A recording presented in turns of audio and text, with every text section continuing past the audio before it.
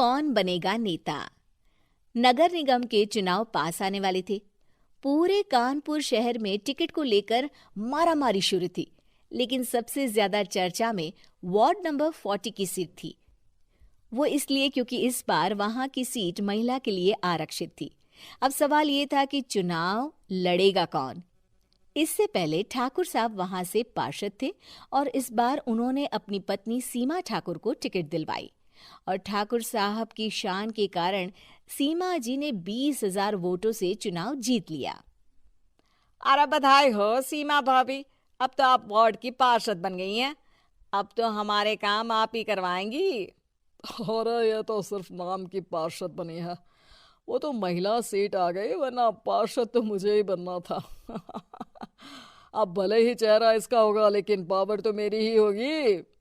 अरे वाह भाई साहब, क्या दिमाग लगाया है आपने भी। आइए आप लोग, खाना लगा दिया है सबके लिए।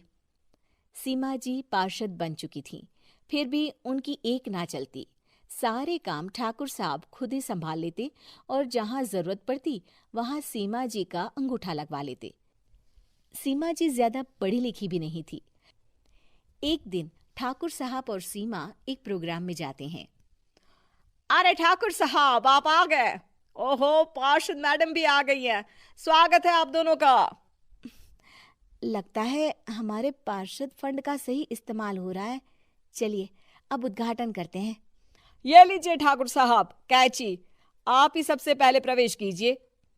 सब लोग आगे निकल जाते हैं और सीमा जी पार्षद होने के बावजूद भी पीछे खड़ी रह जाती हैं। वो देखती हैं कि वेलकम बोर्ड पर उनका नाम है, लेकिन महिला होने के कारण कोई उनका सम्मान नहीं कर रहा। अगले दिन एक आदमी उनके घर आता है। अरे ठाकुर साहब नमस्कार। कल ना हम नोटिस किए कि हमारा घर तो अवैध है और नगर निगम वाले उसे तोड़ने आ रहे हैं। अरे कुछ कीजिए ना ठाकुर साहब।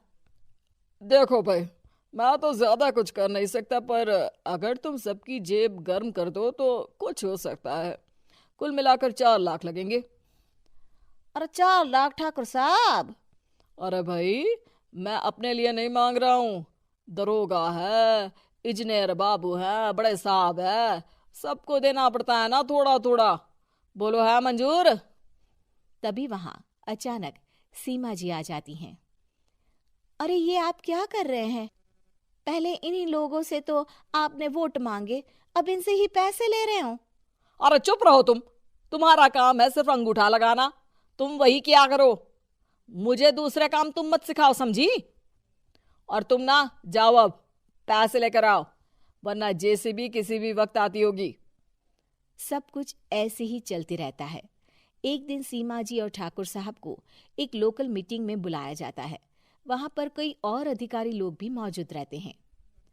अब मैं चाहूंगा कि ठाकुर साहब हमारे बीच 2 शब्द कहें।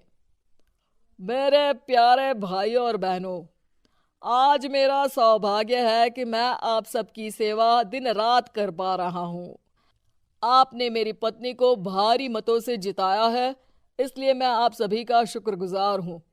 मैं आप सबसे वादा करता हूं कि हमेशा की तरह हमारे वार्ड में किसी को कोई तकलीफ नहीं आने दूंगा। सभी लोग तालियां बजाने लगते हैं। अब मैं माननीय पार्षद मैडम को स्टेज पे बुलाना चाहूंगा। अपने नाम को बुलाया सुनकर सीमा जी एकदम चौंक जाती है। उन्हें बिल्कुल उम्मीद नहीं थी कि इतनी बड़ी जगह उन्हें मंच पर बुलाया जाएगा। जैसे तैसे वो मंच पर चढ़ती हैं। ऊपर जाते ही सीमा जी को सारी पुरानी बातें याद आ जाती हैं कि किस तरह उनके पति उन्हें कभी भी आगे बढ़ने नहीं देते और उनके नाम से गलत काम करते हैं। वो बोलने लगती हैं। मैं आपके वार्ड की पार्षद सीमा हूं। आप में से बहुत कम लोग ही मुझे जानते होंगे, क्योंकि इससे पहले मुझे कभी ऐसा मौका ही नहीं मिला। सारे मौके मेरे पार्षद पति यानी आपके ठाकुर साहब ही लेते रहे, लेकिन आज ये मौका मुझे मिला है तो मैं इसे ऐसे ही नहीं जाने दूंगी। मैं आपको ये बताना चाहती हूँ कि आपके ठाकुर साहब मेरे नाम की आड़ में गैर कानूनी काम करते हैं, जिस पर अंगूठों के निशान मेरे होते थे। इसीलिए मैं अपनी गलती मानती हूँ और आज अपने पद से इस्तीफा देती हूँ, ताकि आगे से कोई गलत काम ना हो पाए। अब फैसला आप सबके हाथ में है कि आप हमें क्या सजा देना चाहते हैं।